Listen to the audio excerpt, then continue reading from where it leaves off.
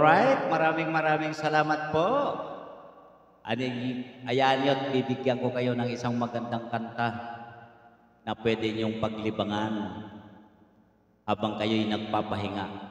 Maraming salamat po sa pagtangkilik sa Lakay Romy Vlog.